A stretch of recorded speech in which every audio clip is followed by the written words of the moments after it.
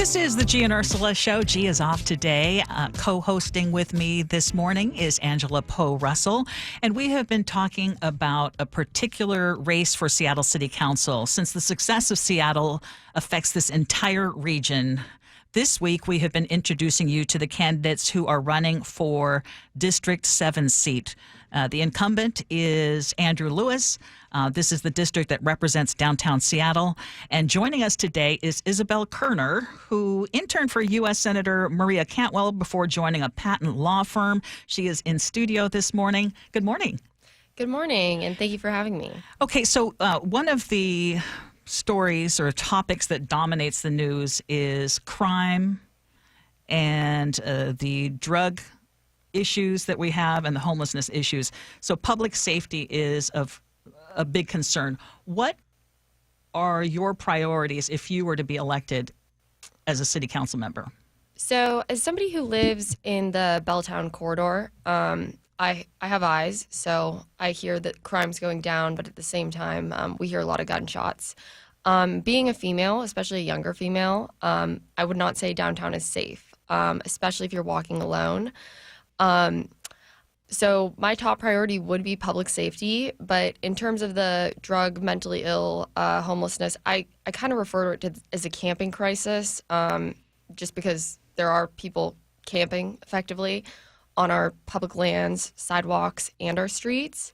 And so in order to address the public safety aspect, I think it's kind of a 3-in-1 situation where if you could address one thing, you could start addressing all of the others.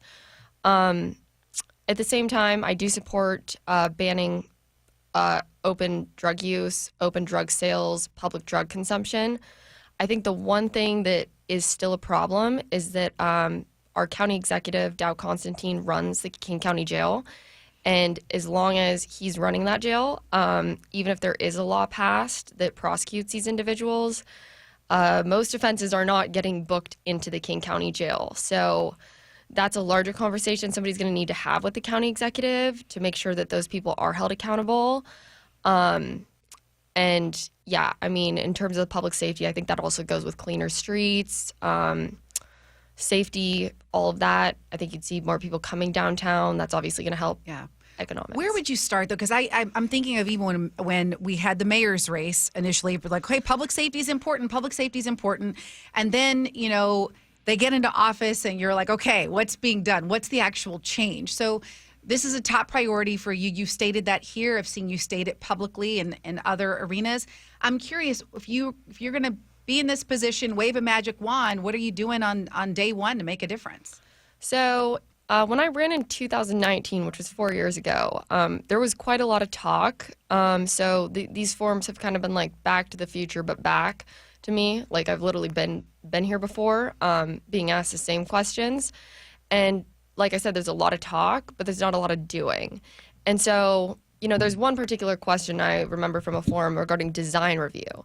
And I'm thinking, okay, well, what about these RV camps or the, you know, explosion down by Harborview recently? Did those undergo a design review? So I think there's kind of a hypocrisy there. And I'm not really a flip-flopper. So I had a solution. I'm not going to go into detail about that. It's pretty publicly available.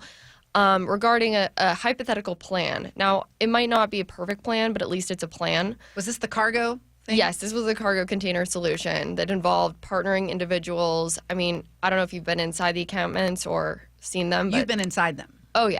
I spent the majority of 2019. I got a little tired of the doorbelling. So I thought, you know, if I'm going to solve the problem, well, might as well go and see what's going on. And there are people with skills. I mean, if they're able to tap into the city's water system, build tree houses, I would say that, you know, they have some skills. Now, they might be addicted to drugs, so that needs to be addressed. But the whole goal of the program was to, or the solution that I came up with was partnering with businesses, using the state apprenticeship program, which would give businesses a tax cut, all types of businesses, and not placing individuals like what we do in King County, where we just throw them all in a hotel or something. I've actually been inside those hotels and heard some pretty horrific stories. I think you need to have sites all over the city. I get that nobody wants it in their backyard, but it already is in their backyard, that cater and are placed appropriately with the specific issues people are facing. So, you don't put women and children fleeing domestic violence into a shelter type area where there's severely mentally ill or violent people. There are some people that are homeless that have lost their jobs. They're just struggling. I would say you start with like the top people that are willing to do that. And then the whole goal of the program was to eventually expand itself by recruiting some of those people using trade skills, kind of like trade schools that they have in other countries, so that they can eventually obtain the skills, a job, health insurance, and then in return they would get like a sum of money that's kept in a trust, so that they can afford the upfront costs associated with housing. And the whole plan behind that was essentially to solve the problem. Now, at the time, I didn't realize there was so much incentive to not solve the problem, but I do think that there are some entities that, well, I would say they have a significant amount of profit from the problem. And is that the homeless industrial complex? Is that essentially what you're saying? Yeah, essentially, the homeless industrial complex. I mean, you have nonprofits, but if you think about somebody homeless on the street, the idea of them bringing they carry their belongings to get their mail here or do this or do that. I don't understand why these nonprofits can't be like dispatched to a site where you have like a medical provider. I mean, there's UW residents you could partner with. I think there's a whole scope of ideas, and it doesn't have to be cargo containers. I just haven't seen much, I guess, effectiveness with these tiny houses. I think you can purchase them at Home Depot, like a shed. But the idea behind the cargo containers is they're movable. If we did solve the problem, we could sell them to another city. So you could actually kind of profit off the solution if it were to be solved. And then I also think that there needs to be accountability from other states that are shipping people over here.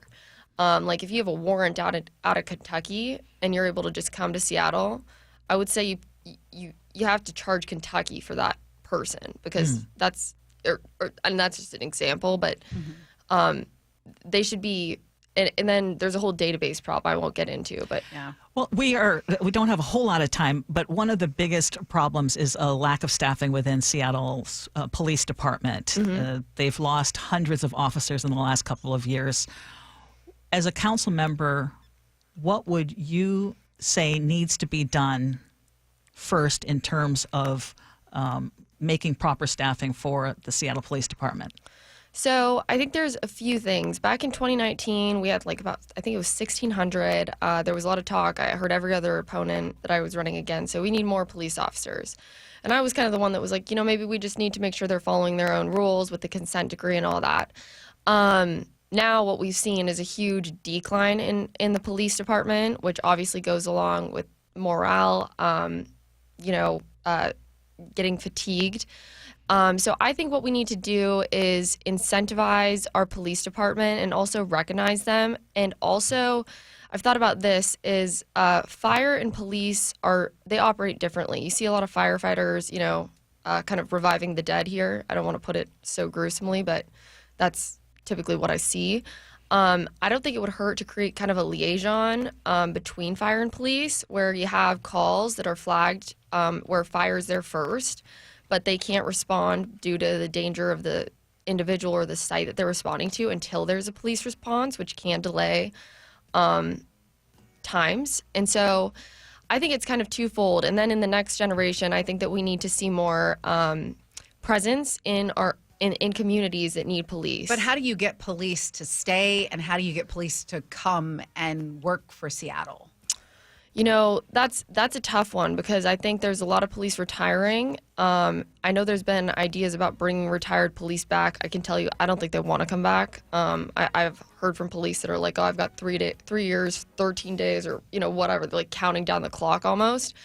So as far as retention goes, I think we need to start recruiting newer police officers that are better equipped to police the own communities that they work in.